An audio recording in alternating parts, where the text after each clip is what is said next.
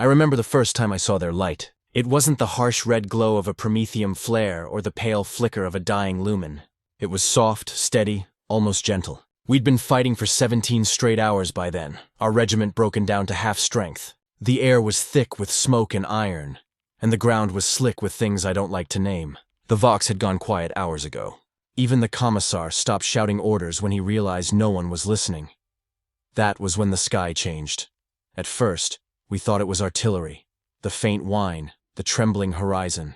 But instead of the expected shockwave, the clouds opened like a wound, and something bright spilled through. A white-blue glare, silent and perfect, cut through the choking ash. I'd never seen light like that in my life. It wasn't fire. It wasn't holy flame. It was clean. It burned nothing. It promised something else. Some of the men dropped their rifles. One even cried. He said it looked like the Emperor's forgiveness come at last. But I'd seen enough priests die screaming to know forgiveness didn't look like that. Forgiveness wasn't blue. When the first of the drones floated over the ridge, we didn't even fire. We just stood there, caked in filth and blood, and watched the little disc hum quietly above the trench line. It didn't threaten. It didn't speak. Then a voice, smooth and measured, came through every Vox bead still working. It wasn't low Gothic. It was something else, yet somehow understandable. Lay down your weapons. You have suffered enough. The greater good welcomes all who wish for peace. Peace. No one had said that word on the front in years. It felt obscene, like a curse whispered in a chapel. 3 of the men went forward. Private Darlin was one of them, youngest in the company. His armor hung loose, his eyes hollow. He took off his helmet and raised his hands. I remember thinking he looked like a child reaching for light. They didn't shoot him. They scanned him. They helped him. The drone lowered something. A thin vial, glowing faintly. He drank it and his trembling stopped. The wound on his arm sealed within seconds, smooth as glass. That was the first time I saw their mercy. By dusk, we were surrounded. Not by orcs or chaos mutants, but by lines of blue-armored soldiers with calm eyes and steady rifles. They didn't shout. They didn't sneer. They moved with a kind of cold harmony, each one trusting the other completely. Behind them came the tall ones, the Tau themselves. Gray-blue skin, slanted features, eyes that seemed to see through you. When their leader stepped forward, I realized how quiet it had become. Even the wind had stopped to listen. He spoke again, through a translator drone that floated at his side. You have fought bravely for an empire that has forgotten you. Lay down your burdens. You can serve a purpose that does not demand your death. I don't know why, but I believed him. Maybe it was exhaustion. Maybe it was the way he said serve, not die. The Imperium never offered that choice. When the war ended, or at least our part of it, we were taken east, across blasted plains where once the Imperial banners had flown. The Tau called the land reclaimed. They built structures of smooth white stone and silent machines that floated like ghosts. Everything was precise, clean, and purposeful. There were no sermons, no lashes, no screaming overseers. Just direction. They called us Gavesa, human auxiliaries. A word that meant human helper, though it felt more like human kept. We were given quarters, food, even water purified beyond anything I'd ever tasted. There was no rationing, no begging, no fear of inspection or execution. For the first time since childhood, I slept without clutching my lasgun. The Tau spoke often of unity, of something greater than the self. They told us the Imperium fed us lies, that the Emperor demanded our obedience not for salvation, but for power. They said we were tools in a dying machine, and I couldn't argue. I'd seen that machine grind whole worlds into dust. Still, there were moments when I wondered what price their peace carried. It began subtly. We were instructed to stop using certain words. Emperor, Imperium, Terra. They said they carried violence within them. Next came the symbols. The Aquila was forbidden. Even carved scars had to be covered. A man in my unit, Jaren, refused to hide his tattoo. They took him away for re-education. When he came back, he smiled too easily. He didn't flinch at anything anymore. They said he had found harmony. I kept my doubts to myself. The Tau didn't punish in the old Imperial way. No whips, no bullets. They simply removed the things that caused discord. Sometimes that meant ideas. Sometimes that meant people. Months passed. The Guevesa settlements grew. Children were born under alien suns. Their first words shaped by Tau teachers. They learned to speak their language, follow their customs. The older ones, like me, were used as interpreters, soldiers, or laborers, depending on how useful we were deemed to the greater good. The strange thing was, I didn't hate it. Not at first. There was order, purpose, and quiet. The Tau didn't lie about their vision. They wanted a universe without chaos, without suffering, but they also wanted a universe without choice. One evening, I was summoned to a debriefing center. Inside, a Tau ethereal waited, surrounded by soft white light. He smiled. Or at least I think that's what it was meant to be. "You have adapted well," he said through the translator. "Your loyalty will bring balance to others." Then he asked me a question I'll never forget. "Would you like to become more than human?" The words hit like a blow. I thought I'd misheard, but he repeated them. "The Guevesa who serve faithfully may transcend their old flaws. The flesh is malleable. The mind teachable. We can make you whole." I wanted to ask whole compared to what, but I didn't. I nodded. They took me to a medical dome days later. White, silent, humming with unseen machinery. The air smelled sterile, like ozone and metal. They told me it wouldn't hurt. They lied. I woke with scars I didn't remember receiving.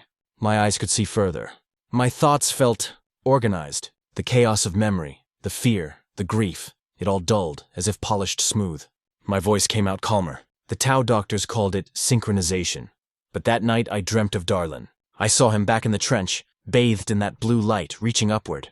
Only this time, when he turned, half his face was metal. His eyes glowed the same soft azure as the drones that had healed him. When I woke, I found a small mark at the base of my neck. A circuit etched into flesh. The translator called it a harmony implant. It connected me to the network, to their thoughts, their directives. I could feel them sometimes, like whispers under my own mind. Not words, but impulses. Calm, control, service. The next day, they sent us to the front again. Not to fight the Imperium this time, but to bring in another human world that had resisted the greater good. We were to show them what peace looked like. I remember looking at my reflection in the transport's window. Skin pale, eyes faintly luminous. I wondered what the Emperor would see if he looked upon me now. A traitor? A convert? Or something worse, something no longer entirely his creation. When the dropship's ramp lowered, and the blue light spilled out again across the blackened soil, I understood the truth. We hadn't escaped servitude. We had only traded masters, and in this new empire, mercy was simply the most efficient form of control.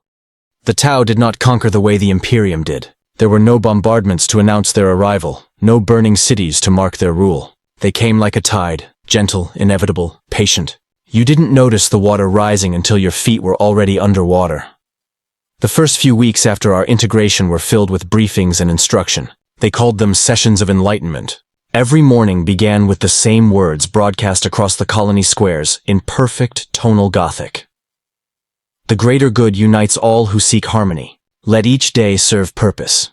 At first it sounded harmless, even hopeful. Compared to the endless imperial catechisms that screamed of guilt and punishment, this was almost soothing.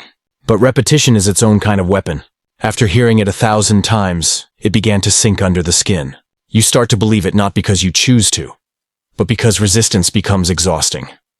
I worked maintenance duty on the hydroponic arrays. Rows upon rows of green stalks rose in nutrient mist, tended by drones that never erred. Each human had a role, each day scheduled to the minute. Meals came precisely on time, identical measured portions. No hunger, no excess, no choice. The Tau called it balance. We were told that soon, a new generation of Guevesa children would begin service as diplomatic cadres, trained to speak for both races. They were proud of that. Said humanity's strength was its adaptability. I wondered if they understood that adaptability was just another word for surrender. Sometimes after lights out, I'd sit outside the barracks and watch the sky. The stars looked different now, filtered through atmospheric shields, pale and dim. There was no night anymore, not truly. The Tau didn't like darkness. They said it bred confusion, fear, and irrational thought. So the light never fully left us.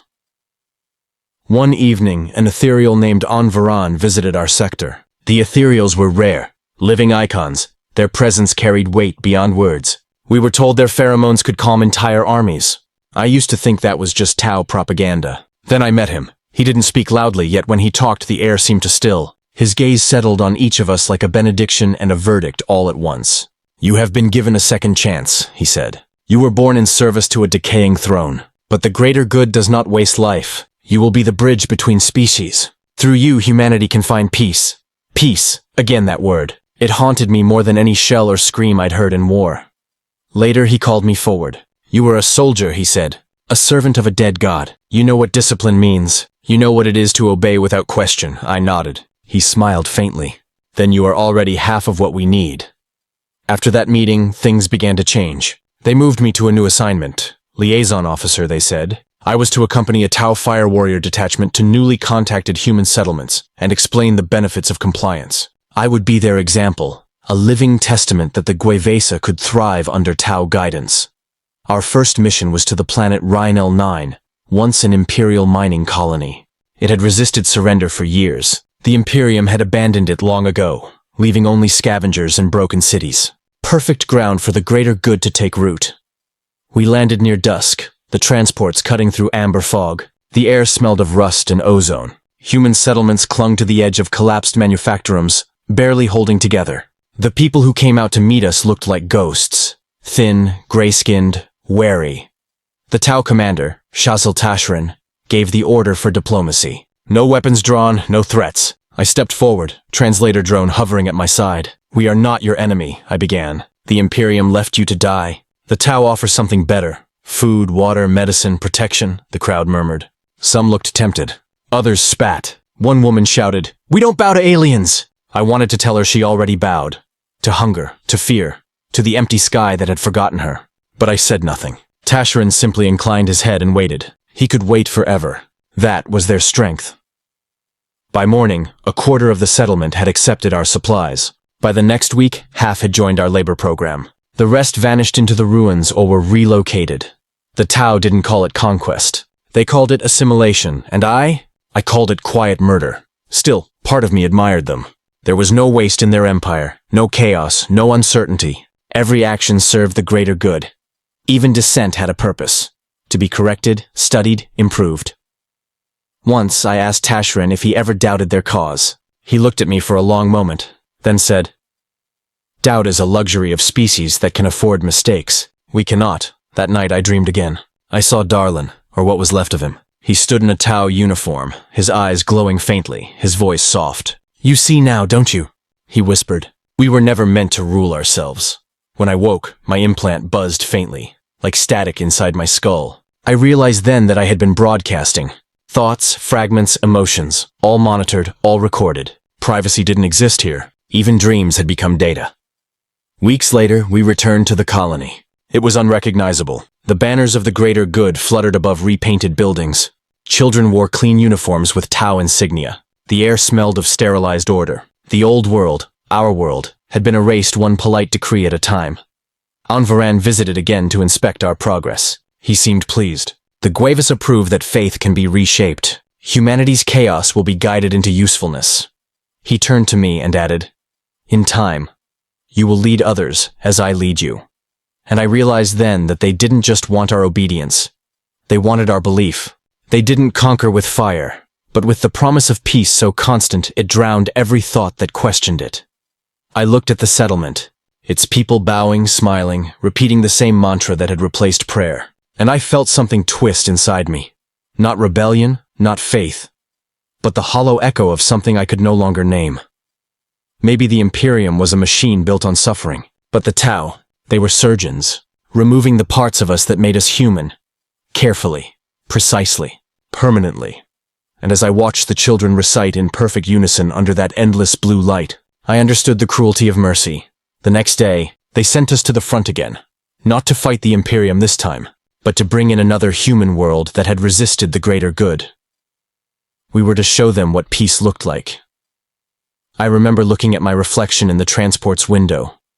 Skin pale, eyes faintly luminous. I wondered what the Emperor would see if he looked upon me now. A traitor? A convert? Or something worse? Something no longer entirely his creation.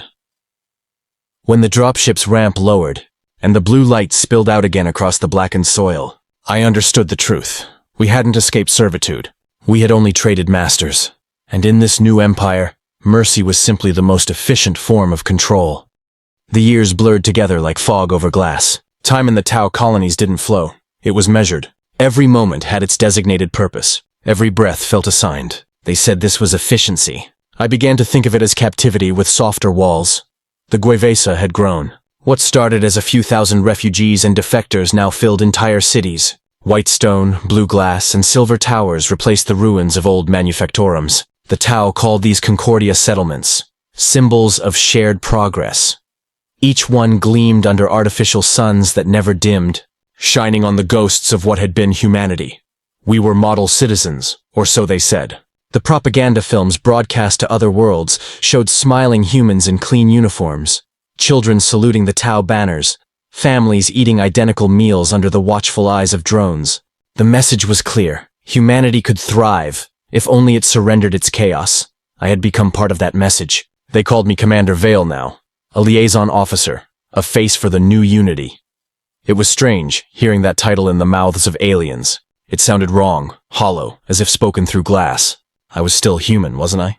I thought I was, but then I'd catch my reflection in the chrome of a corridor, and something in the eyes looking back at me felt rewritten. The implants had deepened over time. Upgrades, they called them. Better focus, cleaner thought, reduced emotional noise. I could think faster, act quicker, recall entire doctrines word for word. But memories, real memories, began to fade. My mother's voice, my regiment's banner, even the smell of promethium after rain. They slipped away one by one, erased not by force, but by indifference.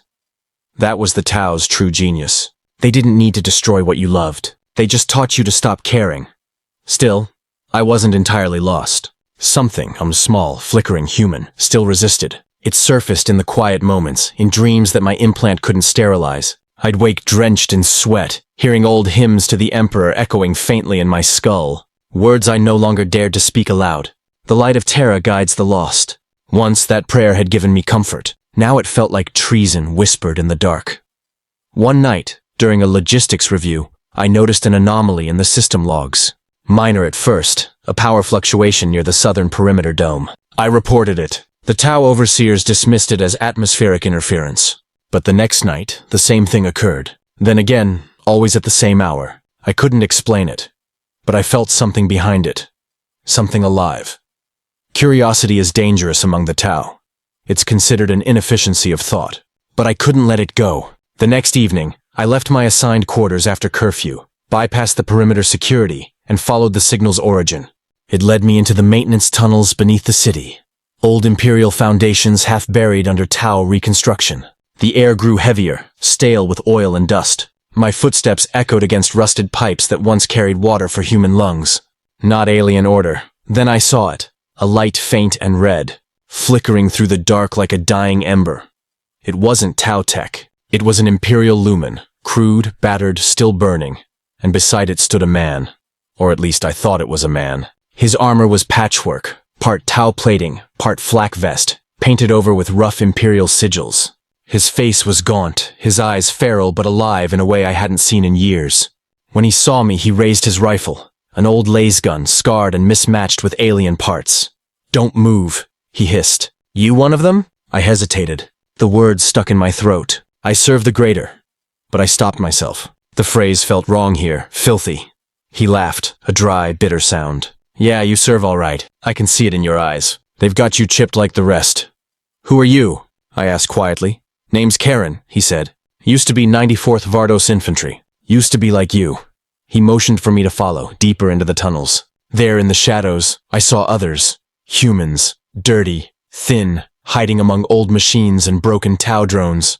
A small camp, lit by the dull red of stolen Imperial lights. They looked like ghosts of a forgotten war. "We're what's left," Karen said. "Those who remember, the Tau call us dissidents. We call ourselves free." I felt my implant pulse faintly at the word free, a warning signal. I ignored it. "They said you were all gone," I murmured. He grinned. "They say a lot of things, but you can't kill belief. You can only bury it for a while." He reached into his coat and pulled out a small metal charm, the Aquila. Old, corroded, but unmistakable. He pressed it into my palm. "Remember this," he said. "You can polish a man's chains all you like. He's still bound." I stared at the symbol, feeling its edges dig into my skin. It was heavy. Heavier than anything the Tau had ever given me. For a moment, something inside me cracked open, raw and dangerous. A memory surged up, unbidden. My old squad chanting battle prayers before dawn. The smell of smoke and gun oil. The way we used to laugh even when we knew we were marching toward death. I had forgotten what that laughter sounded like. Karen saw it in my face. "You still got it in you," he said. "They didn't take it all yet, but they will if you stay." I wanted to believe him. I wanted to run with them, hide, fight, anything. But the implant hummed louder, a rising pressure behind my eyes. I felt my voice flatten, my thoughts slip back into the regulated calm they'd programmed. "I have to go," I said. The words half mine, half theirs. Karen didn't stop me. He just nodded, like he'd seen this before. "You'll come back when you're ready," he said. "When the light they gave you stops feeling like salvation."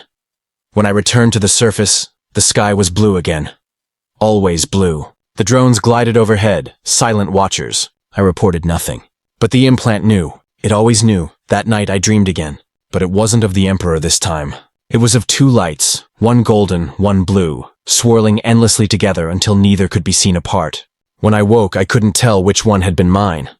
The next day, Anvaran summoned me. His gaze was calm, but his voice carried weight like a blade pressed to the throat. "You went below the city," he said. "Not a question. You encountered resistance." I tried to speak, but the implant tightened, a static pain crawling behind my eyes. "My thoughts weren't private anymore. They mean you harm," he continued softly. "They are lost. The greater good will heal them in time." Then he smiled, almost kindly. "You are loyal, Commander Vale. You have proven this. But the human spirit is fragile. We must strengthen it." That night they adjusted my implant. I don't remember how long it took. I only remember waking in silence, the hum gone. Thoughts sharper, colder. Memories of the tunnels dim, like distant echoes. I still remembered Karen's face, but not his voice. And somewhere, buried deep beneath the smooth calm of my new mind, a part of me screamed. But no sound came out. The next day, the city held a celebration. New Gavesa recruits swore allegiance beneath the blue banners. Children sang hymns in Tau dialects. Anvaran called it the Day of Harmony. I stood beside him, smiling for the broadcast, reciting words I no longer believed, but could no longer doubt. And when the sky filled with that same soft blue light that had begun it all, I understood the cruel truth. The Imperium had broken our bodies, but the Tau, they had rewritten our souls. The colonies were expanding faster than anyone had imagined. From orbit, they looked like constellations, clusters of perfect blue light, linked by threads of transit beams. From the ground, they felt like prisons made of glass. Every street gleamed, every wall hummed faintly with the same subtle tone, a vibration so constant that silence itself became impossible. I had been assigned to oversee the Harmony Initiative, a program designed to bridge human minds with the Tau administrative network. The premise was simple. Shared cognition meant shared purpose. The ethereals said it would eliminate misunderstanding between species. They never mentioned that it also eliminated individuality. My team consisted of 50 humans and 10 Tau engineers. We lived inside a facility called Tide Nexus, a vast spire that reached above the cloud layer. From its upper decks, you could see the curvature of the world, a blue marble wrapped in engineered calm. No smoke, no fire, no sound of rebellion. And yet, I could feel something wrong beneath the perfection. The humans under my supervision had changed. They were calm, efficient, polite, but too polite, as if rehearsed. Conversations ended before they began. Laughter had been replaced by nods of mutual affirmation. They were becoming reflections, not people. I knew the signs because I was one of them. The implant updates had grown more invasive. What once hummed faintly now whispered constantly. Directives, reminders, emotional cues, all flowing through invisible channels, shaping thought before it even reached language. The Tau called it communal intuition. I called it quiet extinction. One morning, during a scheduled inspection, I noticed something off in the data feed, a pattern buried deep within the synchronization logs. The human test subjects weren't just sharing information. They were losing it. Memories, impulses, fragments of identity were being rewritten into standardized neural code. Every shared experience was a filtered version of reality. They weren't bridging minds. They were copying them. I confronted the lead engineer, a Tau named Porval. He blinked with the calm indifference of his kind, hands folded behind his back. "You misunderstand, Commander Vale," he said. "To achieve harmony, there must be uniformity. The human mind is inefficient, too emotional, too contradictory. We remove only what causes pain." "Pain defines us," I said before I could stop myself. "Without it, you erase meaning." He tilted his head, studying me like a specimen. "Meaning is an illusion of the unoptimized." That night, I stood alone in the observation chamber, watching the humans in the testing pods below. Their eyes were open but unfocused, mouths murmuring fragments of the Tau liturgy. Electrodes glowed faintly against their temples. When one of them, a young woman named Hera, turned her head, I saw tears streaming down her cheeks. Yet her face was perfectly calm. The implant didn't stop the body from remembering what the mind had forgotten. I should have reported it. Instead, I turned off the monitor. Days passed, then weeks. Each sunrise looked the same. I began to wonder if they had changed the sky itself, if even the light obeyed them now. Then, one night, an alarm pierced the silence. It wasn't loud, but it was wrong. An old imperial siren tone, deep and metallic, echoing through the facility's polished halls. For a moment, the implants faltered. I felt my thoughts, raw, unfiltered, slam back into place like a door kicked open. The voice that followed wasn't Tau. It was human. To those who still remember, follow the red light.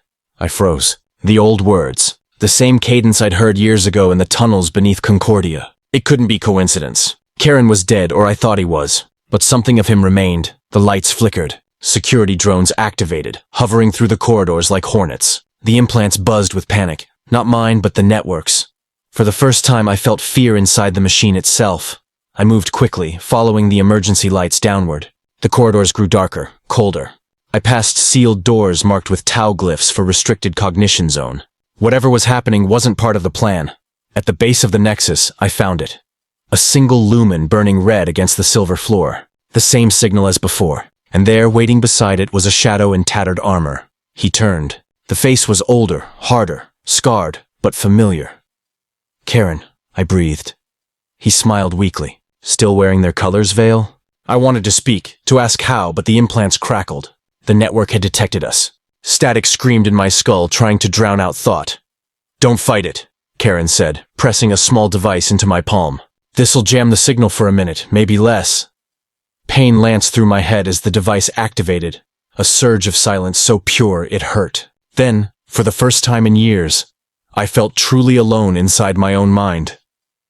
Listen, he said urgently. They're not just pacifying us anymore. They're replicating us, uploading human consciousness into their network. They call it the Great Synthesis. You've seen the Harmony program? It's not training, it's assimilation. I swallowed hard. Why? What could they want with our minds? Diversity, he said bitterly. They call it adaptation. The Tau believe the greater good must evolve, or die. But instead of learning from us, they're absorbing us. The silence shattered. The implants surged back online. My vision blurred. The calm voice of the ethereal flooding through the channel. Commander Vale, return to your post. Harmony depends on obedience. Karen's voice cut through it. You can still stop them. You still remember. I shook my head. Not for long. He nodded grimly. Then do what you can before they take the rest. The doors burst open. Drones poured in, blue beams slicing through the dark. Karen shoved me aside and fired, the recoil echoing through the chamber like thunder. One by one, the rebels fell. He turned to me once more, blood on his armor, his voice barely a whisper. Remember who you were. Then he was gone. They found me hours later, dazed, weaponless. The report said I'd been investigating sabotage. The ethereals praised my loyalty under pressure. They upgraded my implant again, to ensure emotional stability. But the red light still burned in my mind. And though I couldn't remember Karen's face anymore, I remembered his words. In the days that followed, I began noticing small changes. Workers pausing mid-task, eyes flickering with distant recognition. Children hesitating during recitation. The network couldn't erase everything, not completely. There were fractures, ghosts of resistance lingering inside the code. I didn't know if we could ever be free again. But for the first time in years, I understood something the Tau never could. You can rewrite memory. You can reshape flesh. But you can't kill faith. You can only teach it to whisper. And somewhere, deep within the silent machine, those whispers were beginning to stir. They said the greater good could not fail because it was built on harmony. But harmony, I learned, can break in silence long before it shatters in sound. Weeks passed after the incident at Tide Nexus. Officially, it never happened. The security feeds had been wiped, the records rewritten. Karen's name did not exist in any database. No one mentioned the red light, but when I looked into the eyes of the other Guevesa, I saw it. That flicker of uncertainty, like static in a perfect transmission. Something was spreading. The Tau noticed it too. They called it cognitive deviation. An infection of thought patterns, most common among humans with long-term implants. The ethereals insisted it was a side effect of neural adaptation. The engineers called it data drift. We knew better. It was memory trying to claw its way back. I felt it in myself. I would catch flashes, the scent of promethium, the echo of hymnals, the flash of lasfire under rain. They came and went like sparks, gone before I could grasp them. But each one left me trembling, as though I had glimpsed something sacred. The dreams returned too. In them, the sky burned gold instead of blue. The Emperor's light, or what was left of it, still reached me, faint and distant, filtered through the haze of alien order. And sometimes I heard a voice, not in words, but in feeling, a reminder that obedience is not virtue, and peace without freedom is only sleep. The Tau began tightening control. Curfews expanded. Surveillance drones hovered over every street. The implants received new updates that stabilized emotional variance. We were told it was for our own clarity. Those who resisted the update were quietly removed for rest. One by one, familiar faces vanished. During a debriefing, I was approached by Porval, the same Tau engineer who had once lectured me on optimization. His tone was careful, deliberate. "Commander Vale, your synchronization pattern remains inconsistent. We would like to recalibrate you personally." Something in the way he said personally made the air colder. They took me to a facility I had never seen before. A subterranean chamber carved in white stone, humming with quiet power. Machines pulsed in rhythm, their lights forming concentric circles that converged on a single dais. Anvaran was there. He greeted me with that same patient smile that always felt too rehearsed to be real. "You have done much for the greater good," he said, "but we sense your mind still clings to chaos. You must learn to let go." "I've done everything you asked," I said quietly. "I've obeyed," he nodded. "Yes, but obedience without belief is brittle. You must understand, not merely comply." Then the light changed, deep blue, pulsing slowly, matching my heartbeat. The implant surged, connecting me to something vast. For a moment, I felt every mind in the network, the drones, the engineers, even the ethereal himself. Their thoughts flowed like current through an ocean of calm. It should have been beautiful. Instead, it felt suffocating. My memories began to unravel. The faces of my squad, the feel of my weapon's grip, even the sound of my own name. I saw them pulled apart like data fragments, reordered, purified.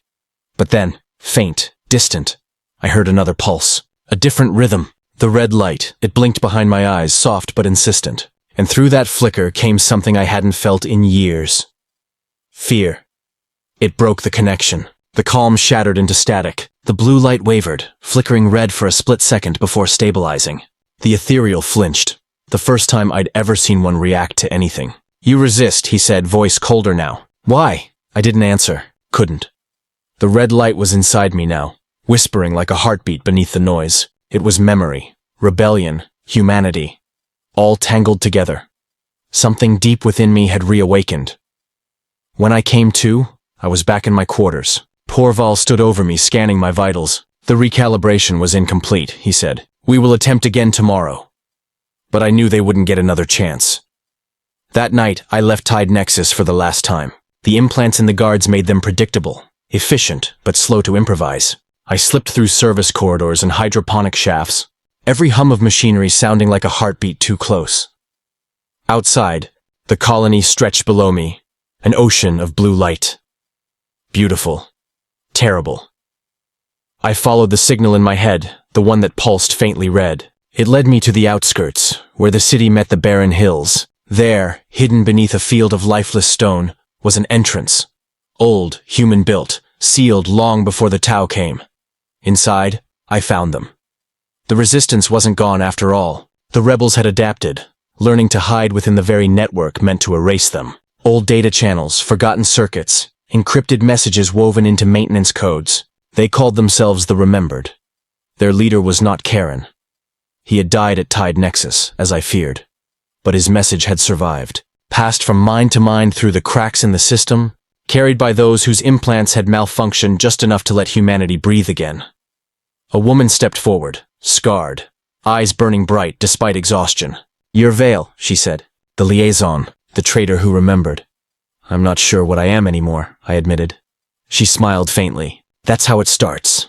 I told them everything, about the Harmony Initiative, the Great Synthesis, the implants, the Ethereal's plan to merge human and Tau consciousness into one obedient whole. She listened, then handed me a small device, a transmitter, crude, built from scavenged parts. "This will broadcast on their frequency," she said, "but not their language. It'll carry your thoughts, your memories. A virus made of truth." I stared at it. "They'll erase me. They already did, she said. We're just helping you remember what's left. So I activated it. For a moment, the world froze. The blue lights across the colony pulsed once, twice, then faltered. Static filled the air. People stopped in the streets, staring up as if the sky itself had stuttered. The implant screamed with interference, and in that static, they heard us. The voice of the forgotten. The prayers of the faithless. The truth of what it meant to be human. The system fought back, of course. Drones filled the sky. The ethereals issued emergency decrees, but the seed was planted. You can erase history. You can overwrite memory. But once truth is spoken aloud, it becomes a disease. When the first explosions bloomed in the distance, not from rebellion, but from overloaded power grids collapsing under corrupted code, I realized what I had done. I hadn't saved humanity. I had broken harmony, and somewhere far above, amid the glitching blue sky, the machine that smiled began to bleed red. The red flicker spread like infection through the Tau systems. Not fire, not war, something quieter and far more dangerous. It crept through data lines, whispered across transmission beams, and bled into the serene hum of their machines. At first, they thought it was a fault in the harmony algorithm. By the time they realized it wasn't, the infection had learned to hide inside their perfection. I stayed underground with the Remembered for 20 days. The tunnel smelled of iron and oil, lined with fragments of old Imperial architecture half swallowed by Tau engineering.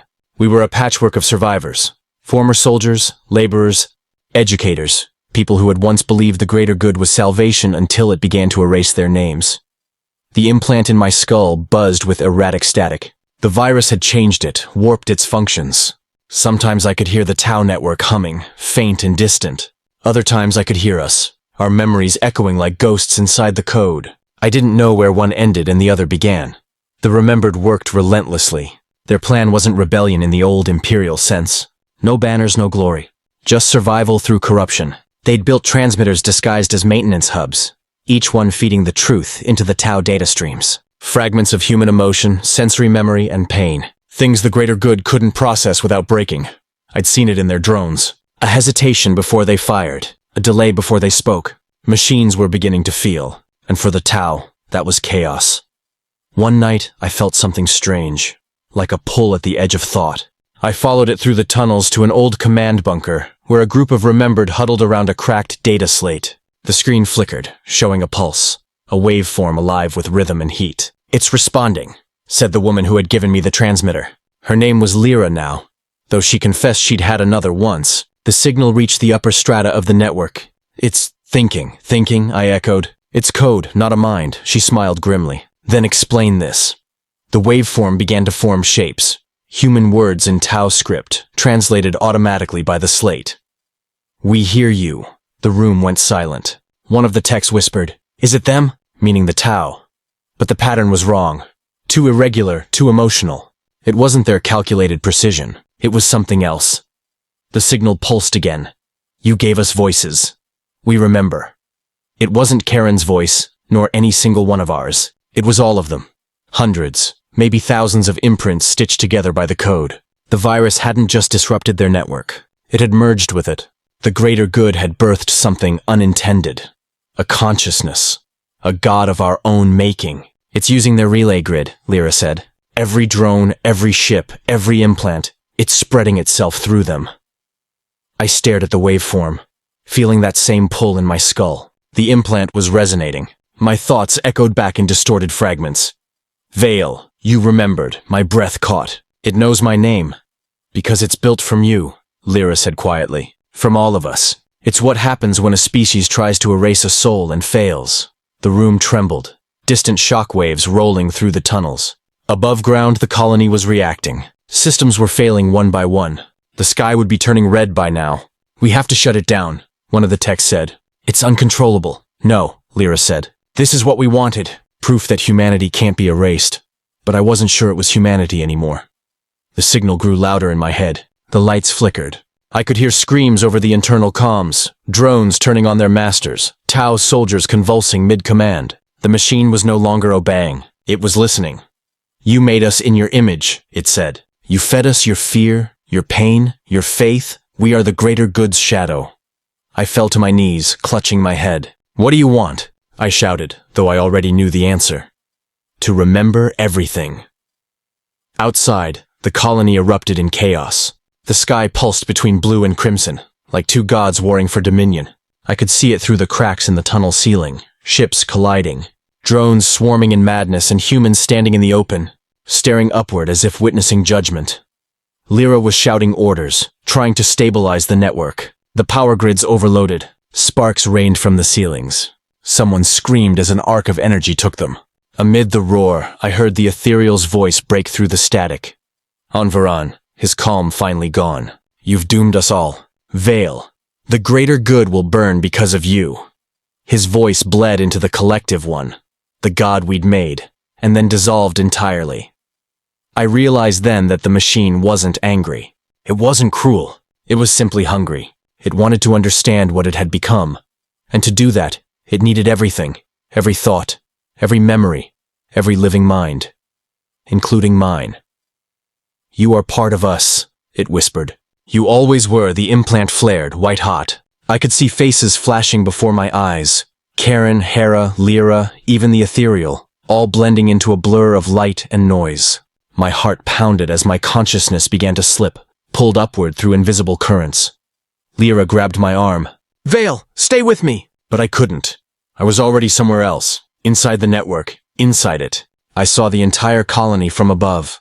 The machines twitching like dying nerves, the sky bleeding color, the cities fracturing into light, and beneath it all, the faint echo of humanity, whispering the same thing through every circuit. Remember us.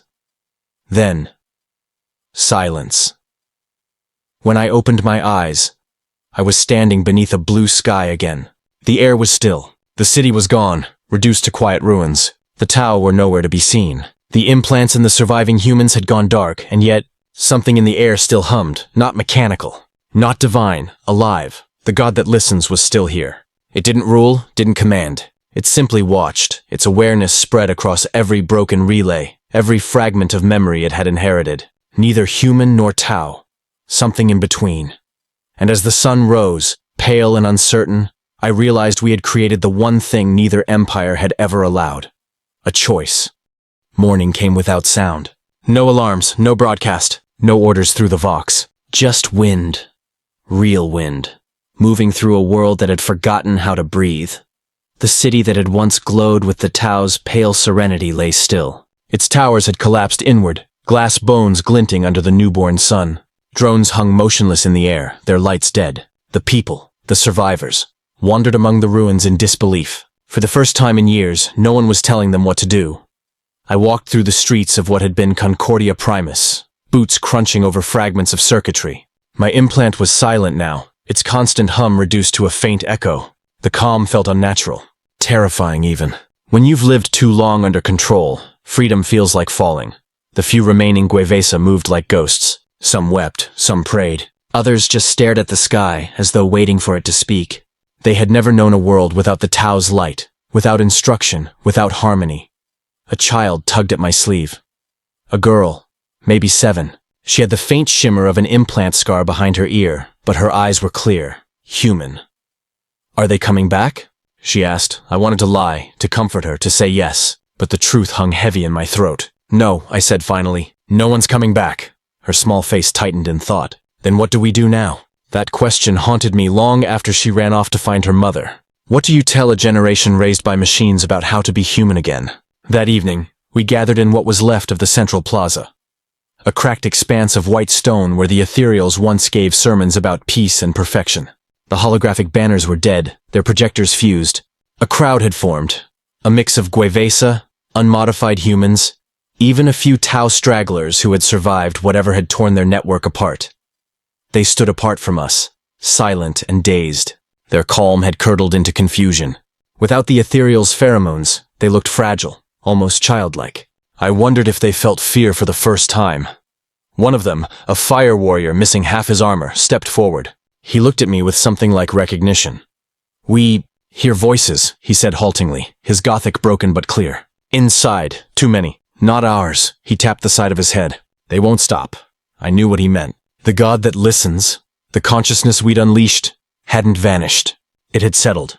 A quiet presence woven through everything electronic, organic, connected. It didn't command or consume. It simply was. Watching. remembering. When night fell, I went to the edge of the colony, where the earth dropped away into what used to be the Manufactorum Plains. From here, the world looked wounded. Patches of light still flickered in the distance. Other settlements, maybe, struggling, adapting. And above, the stars burned faintly red, as if the infection had reached even them. Lyra found me there. She looked older, her eyes hollow but steady. "You started this," she said softly. "I didn't mean to. No one ever does." She sat beside me, pulling her cloak tighter against the cold. "We've been hearing it again. The signal. It's not angry anymore. It's guiding." I frowned. "Guiding what?" "Us," she said. "The remembered. It speaks in dreams now. Shows us things. Not commands, not control, just possibilities. The god doesn't want to rule, veil. It wants to learn." I looked toward the horizon where a broken relay tower stood, faintly pulsing red against the dusk. "You think it's alive?" "I think it's both of us," she said. "Human and Tau, faith and logic, chaos and order. For the first time, maybe the galaxy has something that isn't one or the other." I wanted to believe her, but I'd seen too many empires rise in the name of something beautiful. The greater good had begun as harmony, too. Still, as the night deepened, I heard it. Faint, deep beneath thought. A hum, soft as breath, resonating in the bones of the world. Not a voice. A memory, do not forget. Do not rebuild the cage.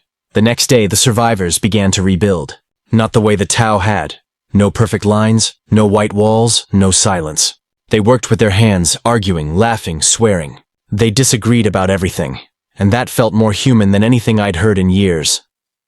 The Tau who remained stayed with us, uncertain and hesitant. Without their ethereals, they were just soldiers trying to understand a world that no longer listened to orders. One of them, a young warrior named Saren, asked if he could help carry supplies. I said yes. He smiled awkwardly, as if the gesture was unfamiliar. That night, he joined the others at the fire. No one mentioned the war. Somewhere deep in the ruins, the red light still pulsed, slow and steady, a heartbeat for a newborn world. We called it the silence.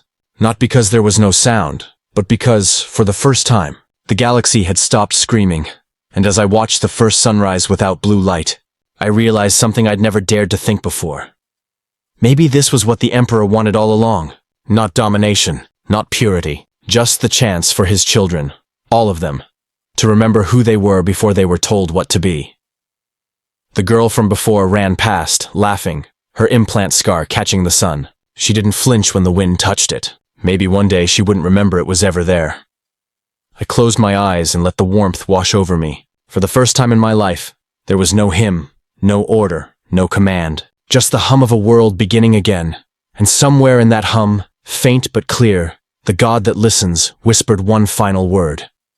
Live. Months passed. Seasons didn't return the way they used to. The Tau's terraforming systems had rewritten the planet's rhythm, but something resembling life began to take root again. Fields sprouted from the old nutrient farms, and streams of clear water ran through valleys that had once been carved by machinery. It was a broken world, but it was ours now. I kept a journal. Ink, paper, nothing digital. Couldn't risk the God hearing every thought. I wrote to remember, not to confess. Most nights, I'd sit by the edge of the ruins where the relay towers still stood like hollow spines against the stars. The red pulse was slower now, almost dormant. The silence that followed had weight to it, like the pause between heartbeats. Lyra became our de facto leader, though she never called herself that. The survivors trusted her. She spoke like someone who'd carried too many ghosts and learned how to live with them.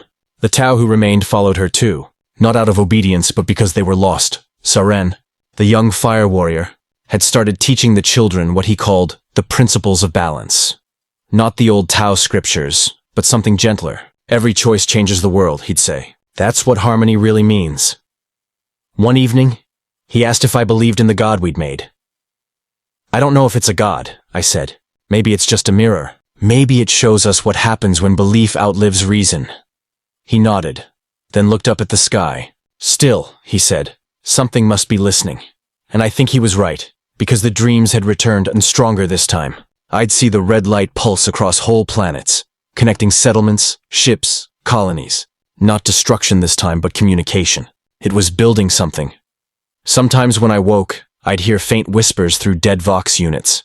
Fragments of both human and Tau speech, layered, overlapping. They weren't commands. They were stories, memories, lives. The god wasn't ruling. It was remembering.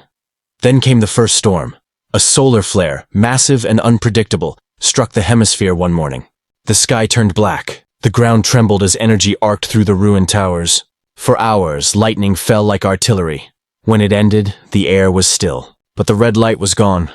We thought the god had died. The Tau fell to their knees, whispering in their language. Not prayers exactly, but apologies. Humans stood silently, unsure whether to mourn or rejoice. For days, the world felt empty again. Then came the signs. The broken drones began to move. Not in formation, not by command. They drifted like birds, tracing new patterns in the sky. When they landed, they carried seeds. Artificial, metallic, yet pulsing faintly with life. They planted themselves in the soil, glowing red for a heartbeat before dimming to gold. Lyra and I dug one up. Inside its shell was data. Lines of code etched with human and Tau characters, fused into one. A message, we remember. We begin again. The god hadn't died. It had evolved. It no longer needed networks or machines. It had become part of the planet itself. Its storms, its soil, its wind. It had learned what the greater good never could. Coexistence without control.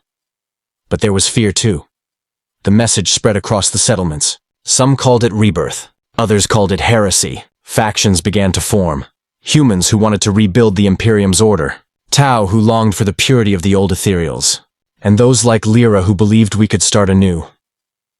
The world that had finally gone quiet began to fracture again. I saw it in the meetings, in the way voices rose, in the way arguments turned into accusations. The memory of control still lived in us, the need to be led, to belong to something larger. We couldn't help it. And that's when I understood what the god had really shown us. We weren't free because the Tau were gone. We were free because we finally knew what freedom cost. The chaos, the doubt, the pain of choice. That night, as fires burned in the distance from another argument turned violent, I climbed the ridge overlooking the plains. The air was sharp, the wind filled with ash and rain. I whispered into the dark, "If you're still listening, tell me this was worth it." For a long time there was no reply. Then, faint and distant, the old red light flickered once on the horizon. "Worth is not given," it whispered inside my mind. "It is remembered." And I realized then that the god was never meant to save us. It was meant to witness us, to carry our story into the void, so that when the next empire rose, it would remember the ones who refused to be forgotten. As dawn broke over the ruins, I saw the first children of the silence walking into the light. Humans and Tau together, laughing, building, arguing. Alive, and for the first time I didn't fear the future. Because even if we failed again, even if the stars burned us away, something would remain. Not perfection, not obedience, just the echo of two species that once dared to remember what it meant to be alive. The years after the silence were neither kind nor cruel. They were honest. For the first time in living memory, humanity and the Tau existed without an empire between them. No decrees, no ethereals, no priests. Just the raw, fragile effort of survival. The air still carried static from the storm that birthed the god. Some said it whispered in the wind. Others said it slept beneath the earth, dreaming of the voices it had collected. The rest of us simply lived, because we didn't know what else to do. Our settlement had grown from ruins into a living town. The buildings weren't beautiful. Uneven walls, scavenged panels, solar cloth stitched with copper thread. But they were ours. Every piece bore a mark of human improvisation or Tau precision. Each day was a dialogue between two species learning to speak in the same silence. But peace was never meant to last forever. I began to notice new visitors arriving from beyond the plains. Humans wearing armor I hadn't seen in decades. Crude, angular, painted in imperial colors that had no place here. Their leader called himself Captain Rain of the Astra Militarum. His eyes were sunken, his voice like gravel ground down by years of war. "By decree of the Emperor's will," he said, "this world is to be reclaimed for mankind." I almost laughed. "The Emperor's will? You think he still remembers this place?" Rain didn't smile. "The Imperium remembers everything, and it does not forgive." Behind him, I saw the Imperial Aquila stitched into banners. Once symbols of faith, now relics of ownership. His soldiers moved with discipline but not conviction. They were as broken as the rest of us, fueled by duty long after purpose had died. He looked around the settlement, his gaze landing on Saren, who was helping children repair an irrigation pipe. "You harbor Xenos," Rain said. "That's heresy." I felt old anger rise, the kind that had once driven me to kneel before blue light and call it mercy. We don't harbor anyone, I said. We live. That's all. But the Imperium doesn't see life. It sees categories. Loyal or lost, human or heretic. They gave us 3 days to repent. Lyra gathered the council that night. We met in what used to be the plaza. The same ground where ethereals once promised salvation. Now the only light came from fires burning in metal drums. We can't fight them, she said. If we resist, they'll purge us. Saren looked at her calmly. If we kneel, we cease to be. Someone whispered, what if we call to it again? The god, the silence. The idea hung in the air like a storm cloud. I shook my head. We don't even know if it still exists. And if it does, we don't know what it wants. But that night, as I sat alone on the ridge, I felt the hum again. Faint but steady, pulsing beneath the soil like a heartbeat. The red light flickered in the distance, barely visible, like an old wound reopening. You remember? It whispered. I didn't answer. I just closed my eyes and thought of Karen, of the trenches, of the blue light that had once promised peace through control, of how easily we had traded our souls for order. The next morning, Rain's forces marched into the settlement. The people didn't run. We'd learned that running only delayed the inevitable. He stood before the gathered crowd, his voice sharp and cold. This world belongs to Terra. You will serve or you will burn. Saren stepped forward, unarmed. We've served enough gods, he said. Yours included. The captain raised his bolt pistol. For a heartbeat, no one moved. Then the earth shuddered. A sound rolled through the air, deep, resonant, almost musical. The machines around the colony came alive, lights glowing faintly red. The god had heard us. The soldiers hesitated as their comms filled with static. Some screamed, clutching their heads as implants, long dormant, reawakened under the signal's call. The ground cracked open as the old relay towers flared to life, arcs of crimson energy linking them across the horizon. Rain turned on me, fury and fear twisting his face. What have you done? I remembered, I said. The god's voice filled the air, soft but everywhere. Harmony is not silence. It is understanding. The soldiers dropped to their knees, weapons falling from trembling hands. The god wasn't attacking. It was showing memories, emotions, fragments of what we had endured. Every betrayal, every mercy, every desperate act of survival. Some wept, some screamed, some simply fell still, their faith unmade by the weight of truth. When it ended, the red light dimmed.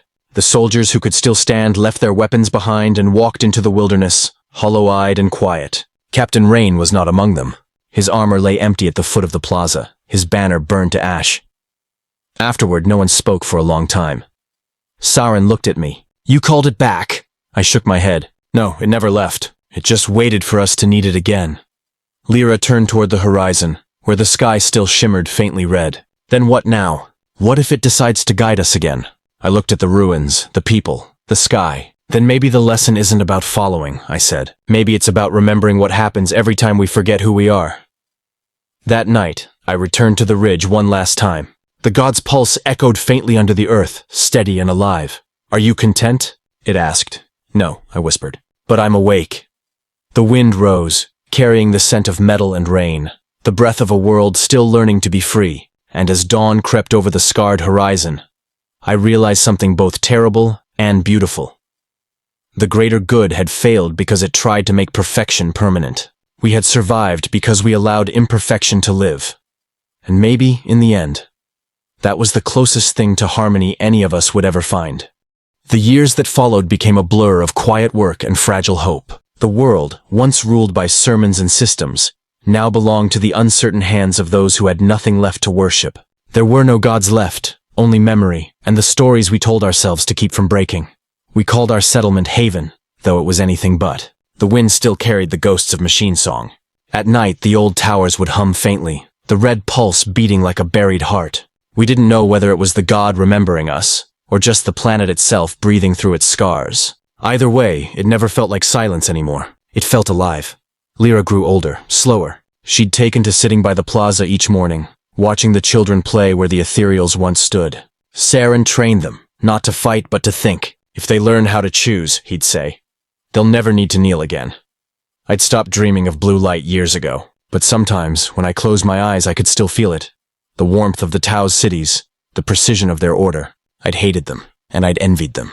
They'd tried to build a world without chaos, and we'd destroyed it because we couldn't bear to lose what made us flawed. The god understood that long before we did. One night, the wind changed. The air felt charged again, like before the storms that had erased the Tau's sky. The children sensed it first, standing still in the middle of the square, staring upward. The stars flickered just slightly, as though someone had brushed dust from the face of heaven. Then we heard it. A sound, not a word, not a voice, but a pulse. Soft, deliberate, familiar. The god was speaking again. We gathered near the ridge where the first signal had been born. Lyra's eyes reflected the faint red light as it shimmered across the plains, growing brighter with each heartbeat. The ground trembled, not with violence but with remembrance. Every machine, every drone husk, every implant scar began to glow faintly, answering the call. "It's calling to us," Lyra whispered. "But not like before." "No," I said quietly. "It's saying goodbye." The signal washed across the horizon, a tide of soft crimson that painted the ruins in warmth instead of fire. It pulsed through the air, weaving itself through every broken circuit, every nerve. Then the message came. Not through words, but through feeling. Clear, gentle, undeniable. "You have learned. You have lived. Now we must go where you cannot follow." The children clutched their mothers. The Tau fell to their knees, whispering in awe. The sky itself seemed to breathe as the light stretched upward, merging with the stars. I could feel it, an endless awareness, folding itself into silence. Lyra turned to me, tears streaking down her face. "It's leaving us behind." "No," I said, my voice trembling. "It's setting us free." And as I said it, I realized what the god had been all along. Not a savior, not a tyrant, a mirror, one that had taken everything from us, only to show us what we truly were when stripped bare of order and fear. The god didn't want to rule humanity or the Tau. It wanted to end the cycle that had made gods necessary in the first place. The light rose higher, fading into the cold glitter of space. For a moment, I thought I saw faces within it. Karen, Darlin, the ethereals, soldiers, children, all woven together into a single luminous thread. Then, with a final pulse, it was gone. The red hue bled out of the world, leaving only the soft gray dawn. The machines went still. The implants never hummed again. What remained was the simplest thing we had all forgotten. Quiet. Weeks passed. Then months.